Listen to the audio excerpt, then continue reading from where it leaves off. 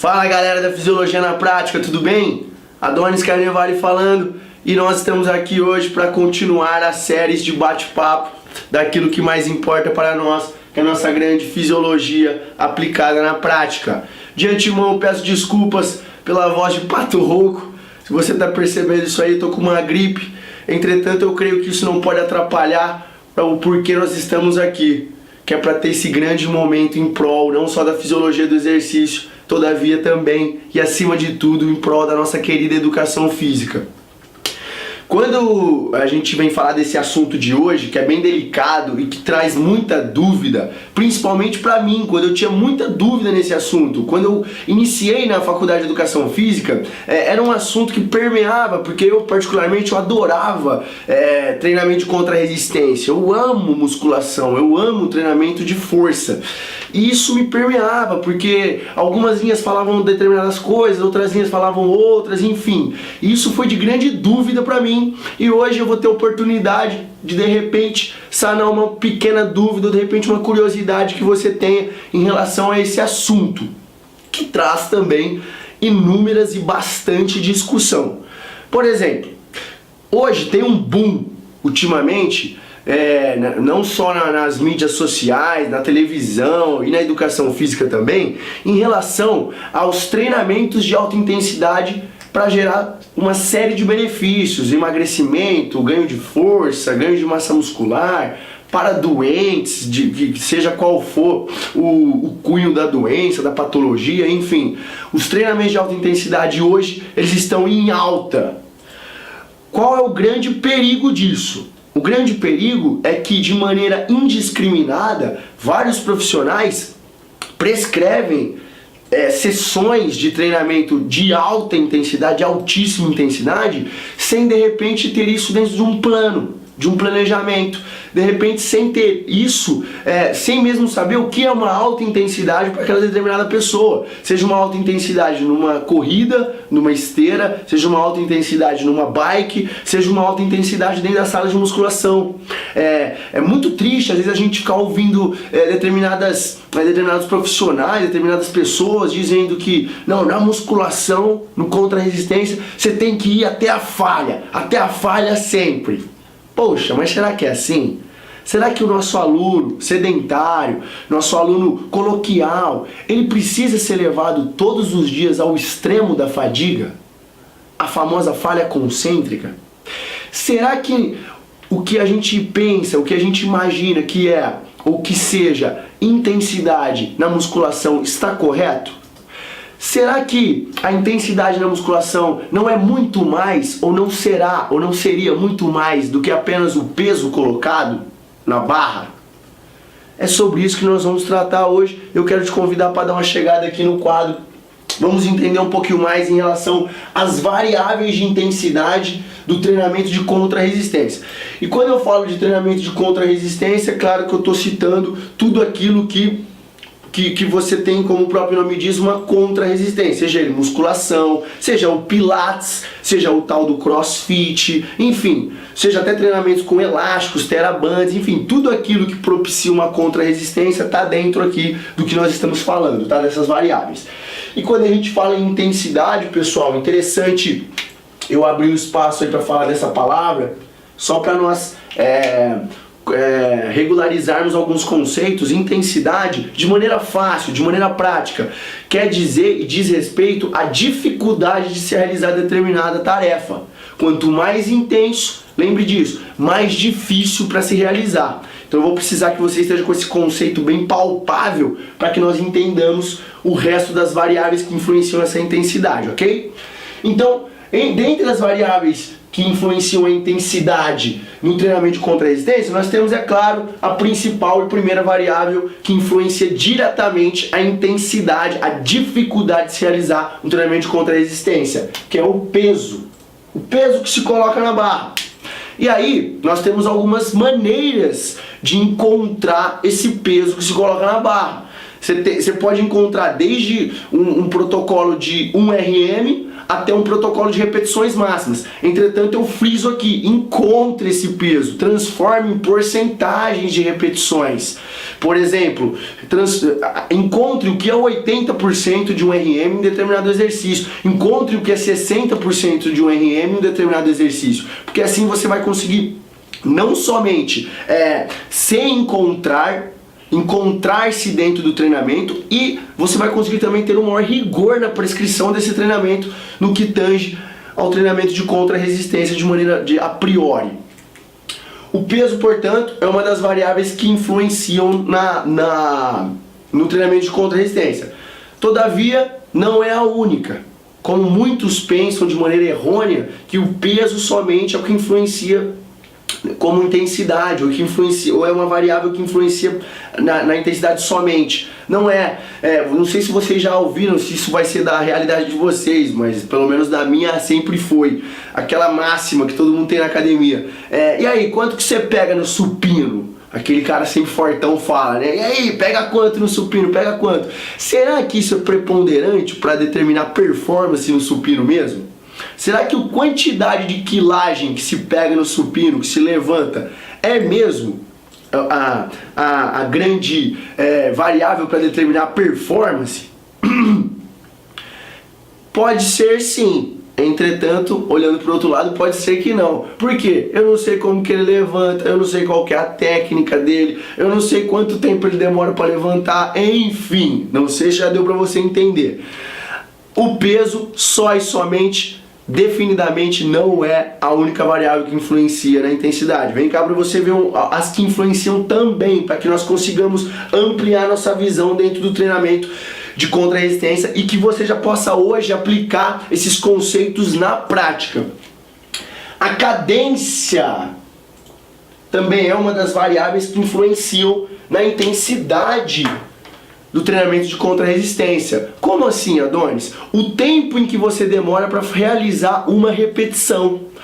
Um exemplo, se você realiza uma repetição com determinada quilagem, um supino reto, em 1 segundo para a fase concêntrica e 1 segundo para a fase excêntrica, ela vai ter um determinado teor de dificuldade, não é?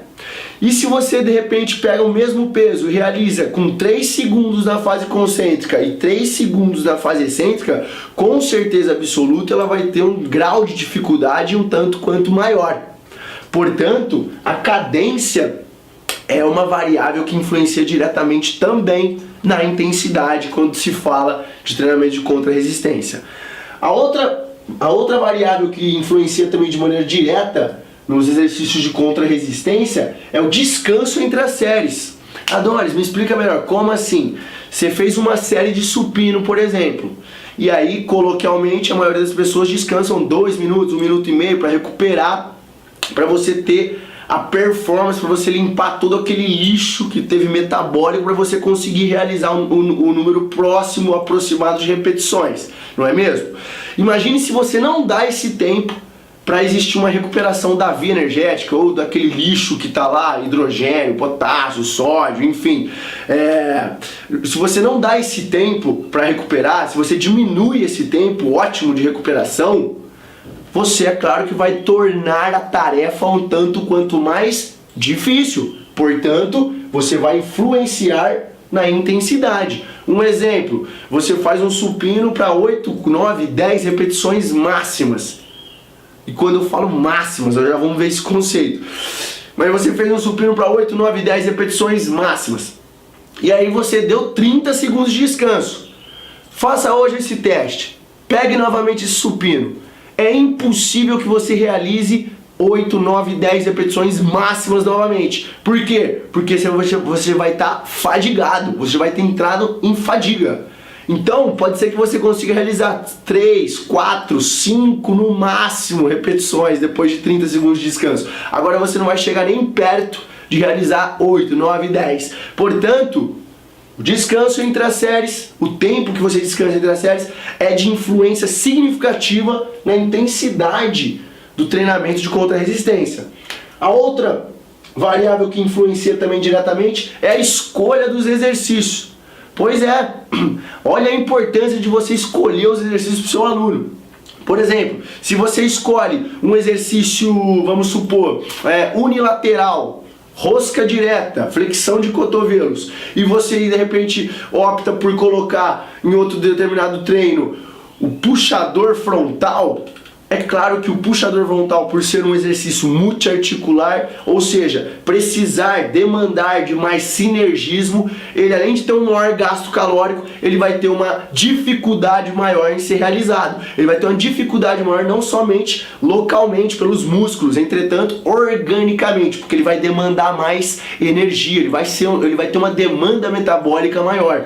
Portanto, a escolha dos exercícios também influencia na intensidade do seu treino, intensidade da sua sessão de contra-resistência. Outra variável também importante que não podemos deixar de falar é a disposição dos exercícios. Olha, calma, essa também é bem fácil. A disposição dos exercícios é a seguinte: se hoje você começa por, vamos supor, pela flexora do seu treino de pernas, e depois você tem um agachamento, você vai ter uma determinada dificuldade para realizar o agachamento. Entretanto, se você começa no próximo treino de perna pelo agachamento e não pela flexora, a intensidade já muda, porque são exercícios que compõem não só ângulos diferentes, entretanto pesos diferentes, enfim, demandas energéticas e demandas metabólicas diferentes. Portanto, a disposição dos exercícios, você começar hoje por um, depois começa por outro, depois começa por outro, ou coloco esse tipo de exercício dentro da minha série, a disposição dos exercícios influencia também de maneira significativa na intensidade do treinamento de contra-resistência. E eu gostaria de fechar com uma das teorias do que eu mais gosto de dentro dessas variáveis que influenciam na intensidade do treinamento de contra-resistência, que é o teor das repetições. Por exemplo, você hoje faz uma série no seu supino, o supino reto normal, que é um peso que você de repente carregaria 10 repetições máximas. Perfeito? Entretanto, hoje você vai fazer 8 repetições. 8 repetições, é claro que você não vai chegar na fadiga total, não é mesmo? Porque se é um peso que você carrega 10 repetições máximas, que você realiza 10 repetições máximas, se você fizer 8, irão sobrar ainda 2 repetições. Ou seja, essa série nós podemos dizer que foi uma série que não foi máxima. Foi uma série, portanto, submáxima, que aí entra dentro desses teores das repetições. Ou você vai lá, você faz um peso que você carrega para 10 repetições máximas, e aí você faz hoje 9. Você sabe que você faria 10 repetições máximas, todavia hoje você fez 9, ou seja, sobrou uma repetição.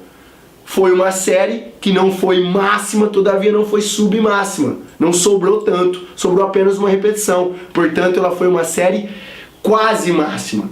Existe também dentro dessa teoria do teor das repetições as séries supramáximas, aquelas que são acima das máximas. Por exemplo, você carrega no supino para determinada quilagem 10 repetições máximas.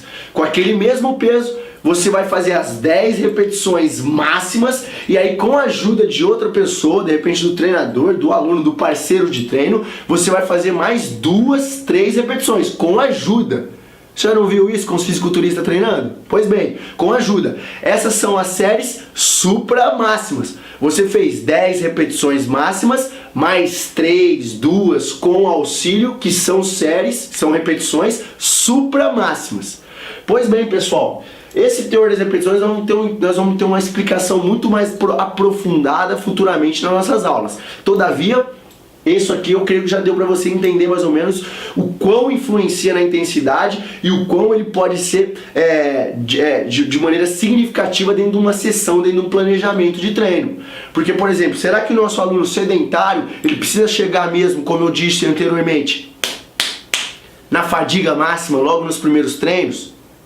Mesmo que ele busque, ou mesmo que ele tenha a expectativa de ter um ganho de massa muscular, será que o organismo dele está propenso será que o organismo dele está propenso a receber esse grau de estresse? A pergunta que fica: você de repente já conhecia essas variáveis de intensidade que influenciam na intensidade. Você as usa? Você dá a devida importância de maneira igual para cada uma da maneira do seu processo de treino? Veja bem, nós temos inúmeras variáveis que podem influenciar no treinamento de contra-resistência, na intensidade, na dificuldade do treinamento de contra-resistência. Aí vem aquela máxima que nós também já estamos acostumados a ouvir. Será que é só peso? Nós já vimos que não é. Então quer dizer, Adonis, que eu consigo fazer um grande treino de contra-resistência, um treino de acordo com o que tudo da literatura, da comunidade científica está dizendo hoje, que alta intensidade é bom, é bom, é bom. Então será que eu consigo fazer um treino bom, de alta intensidade, sem colocar bastante peso? Nós vimos que a resposta é sim. Portanto, pessoal, crie, mas crie e utilize essas variáveis com bom senso e dentro, é claro, de um planejamento. Vocês vão perceber que eu bato muito na tecla do planejamento de treino. Se você não tem um grande planejamento, uma periodização, você não vai chegar a lugar nenhum. Beleza, galera? Essa foi a dúvida de hoje que nós conversamos sobre as variáveis que influenciam na intensidade do treinamento de contra-resistência. Espero que vocês tenham gostado. Para mim foi um grande prazer ter esse momento com vocês e até a próxima!